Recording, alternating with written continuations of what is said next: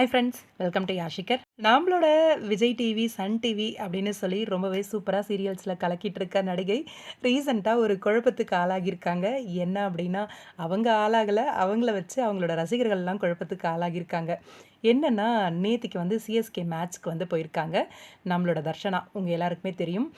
வசு அப்படிங்கிற கேரக்டர் தமிழும் சரஸ்வதியும் பண்ணிகிட்டு இருந்தாங்க. இப்போ கரண்ட்டாக சன் டிவியில் ஒரு சீரியல் பண்ணிகிட்டு இருக்காங்க.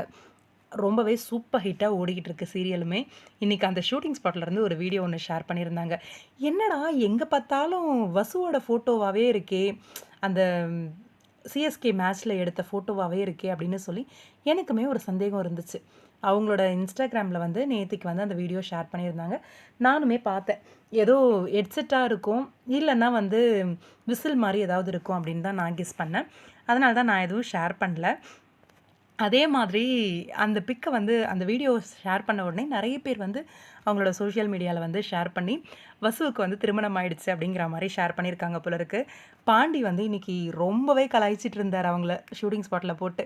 இந்த புள்ள மஞ்ச கயிறை கட்டிக்கிட்டு போயிருக்கு ஐபிஎல்க்கு அப்படின்னு சொல்லிட்டு. அந்த மஞ்ச கயிறு என்ன அப்படின்னா விசிலாங்க அது. அதோட விளக்கத்தை தர்ஷனாவே கொடுத்துருந்தாங்க அவரோட இன்ஸ்டாகிராம் பேஜில். ஒரு விசில் வந்து அவங்க கழுத்தில் போட்டுட்டு அடிக்கிறதுக்காக போட்டிருந்துருக்காங்க. அதை வச்சு அவங்களுக்கு மேரேஜ் ஆயிடுச்சு அப்படின்னு சொல்லி ஒரு பெரிய ரூமரே வந்து கிளம்பியிருக்கு.